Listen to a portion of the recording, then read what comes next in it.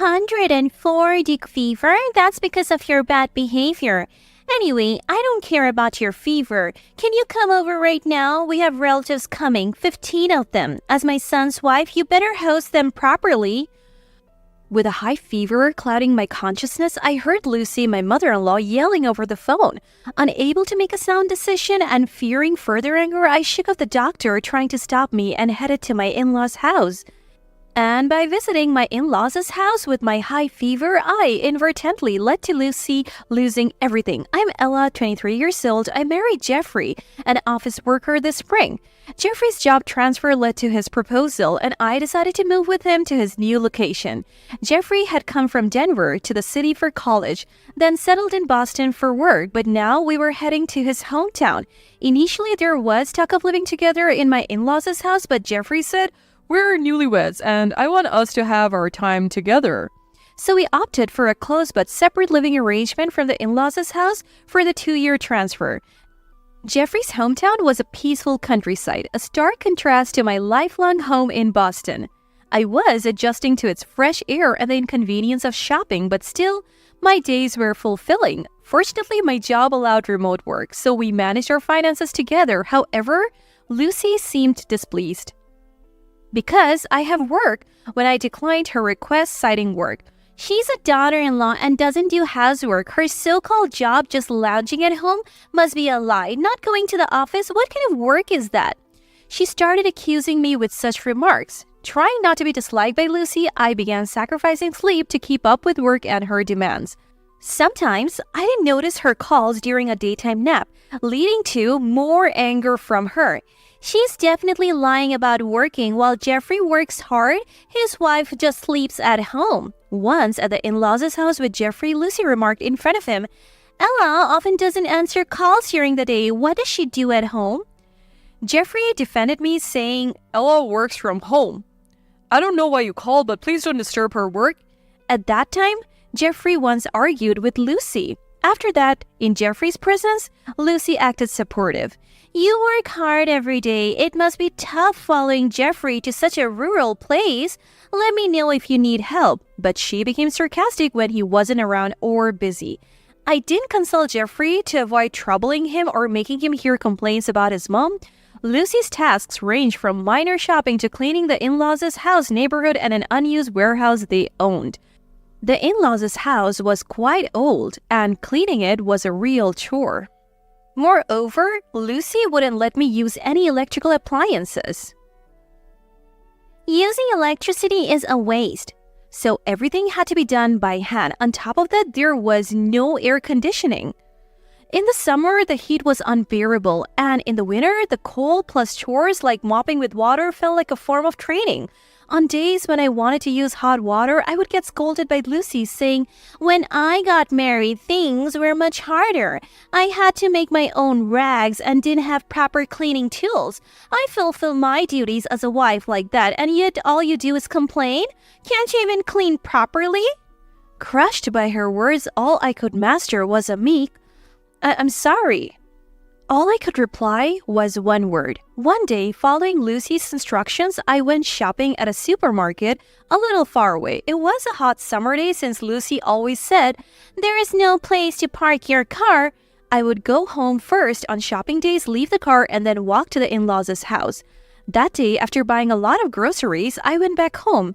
Carrying several bags, I headed to the in-laws' house, about a 20-minute walk away.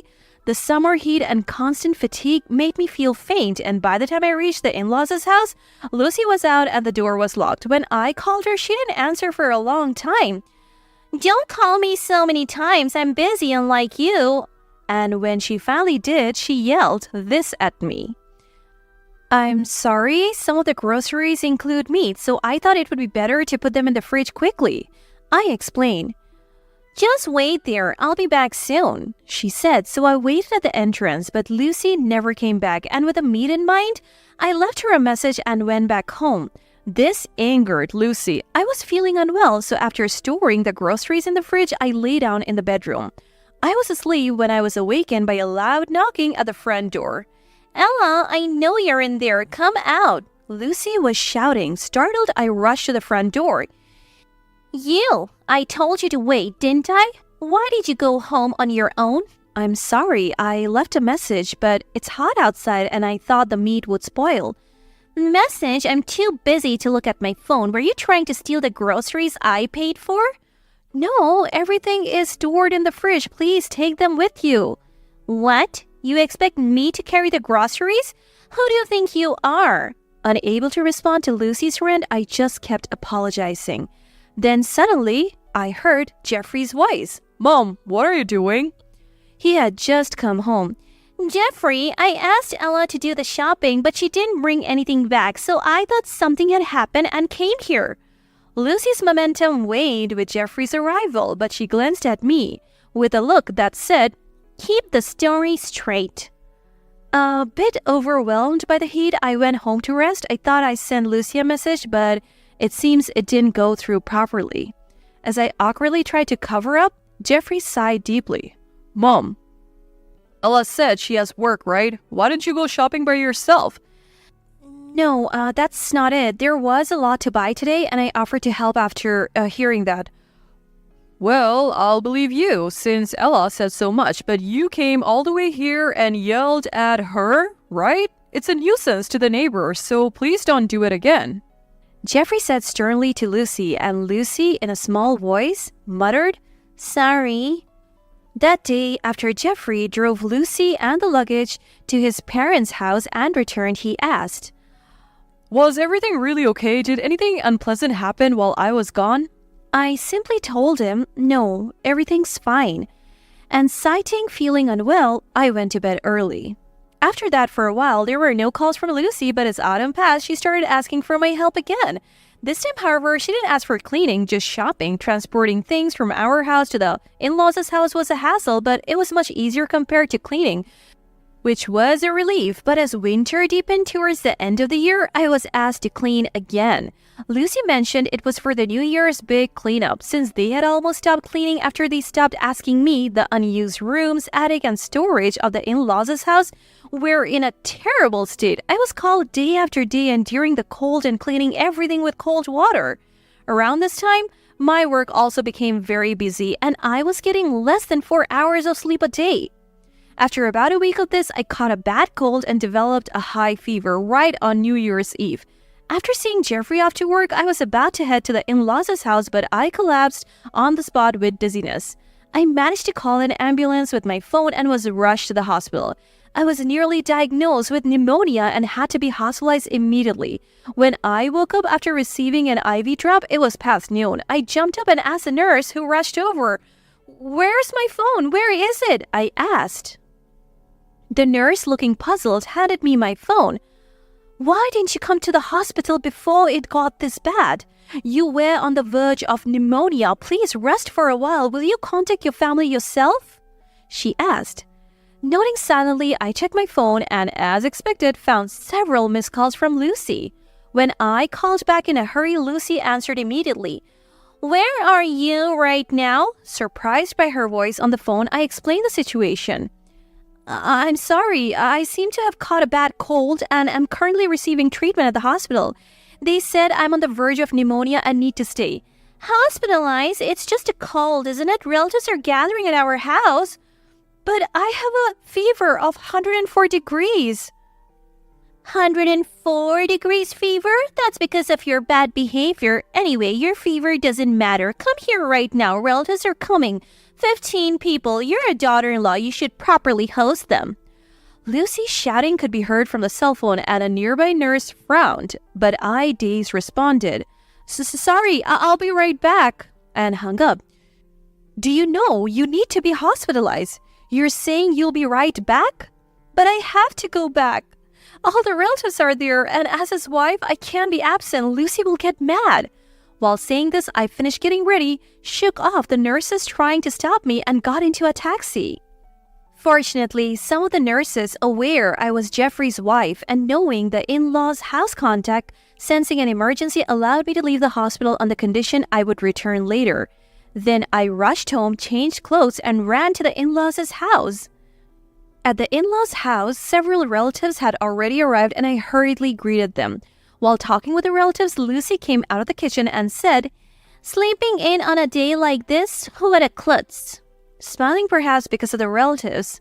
Sorry, what should I do? I apologized to Lucy and tried to enter the kitchen. But a woman of Lucy's age in the relative group stopped me. Wait, you're all red. Are you okay? I'm fine. Just a bit of a cold. A cold?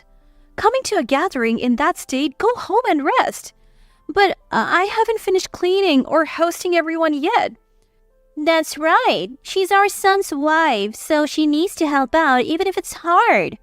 Lucy said, entering the kitchen, leaving me surprised at my appearance. The woman spoke to me again.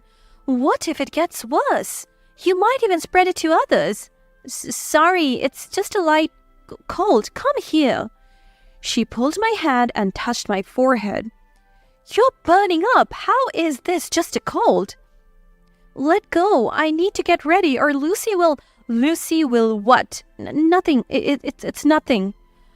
Okay, she can't hear us. You're worried about getting scolded by Lucy for not preparing? I nodded to her gentle question and answered, yes. Is Jeffrey aware of this? No, he's at work right now. Understood. I'll take care of it. Rest here, okay? Before I could reply, the woman reassured me and left the room. Frightened of Lucy's scolding and dazed, I kept thinking about how to apologize. Soon, a frantic Jeffrey burst into the room. Ella, are you okay? Why didn't you say anything? We're going to the hospital. But the hosting? Who cares about that? Jeffrey, seemingly upset but speaking gently, left me speechless with guilt. You snuck out of the hospital? I didn't think it would come to this. I'm sorry for not noticing sooner. In the car to the hospital, Jeffrey kept apologizing. After treatment and a day's hospitalization, I was discharged on the condition of rest. At home, I apologized to Lucy and asked Jeffrey to thank the woman who helped me. Reluctantly, Jeffrey agreed to go to the in-laws' house for a brief visit. Upon arrival, Lucy and the woman were waiting at the entrance. Happy New Year. I'm terribly sorry for all this trouble. I apologized to the two of them. Then the woman spoke up. There's no need for you to apologize. Rather, this person should. Ella, were you made to do the major cleaning of this house just because you are his son's wife? Yes. Were you doing it alone? Unable to speak the truth in front of Lucy, I fell silent. Tell the truth. Prompting Jeffrey to say this. I think I did the storage and attic cleaning alone. Lucy took care of the indoor cleaning.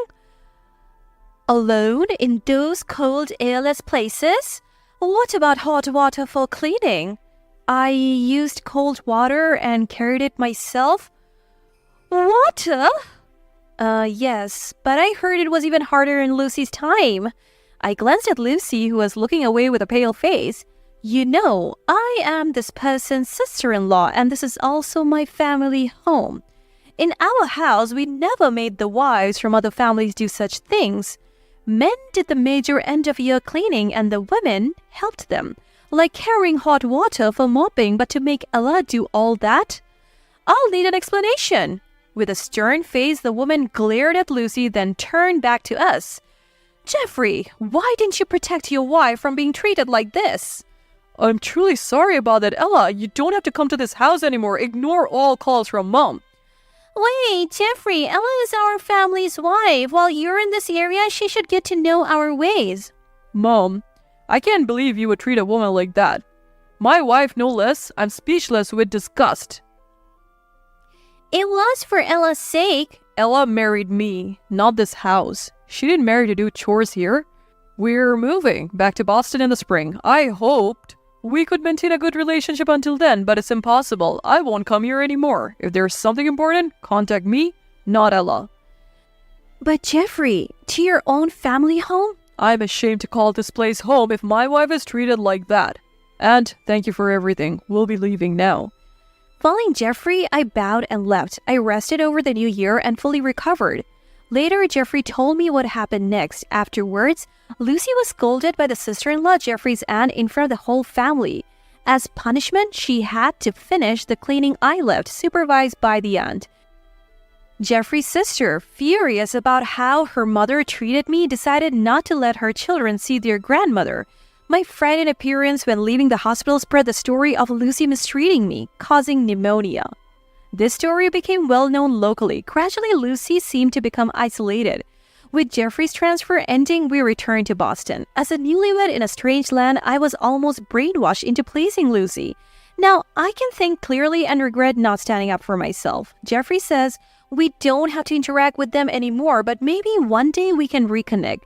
However, after spending the first 2 years of our marriage being cautious around the in-laws' house, we plan to enjoy our time together for now.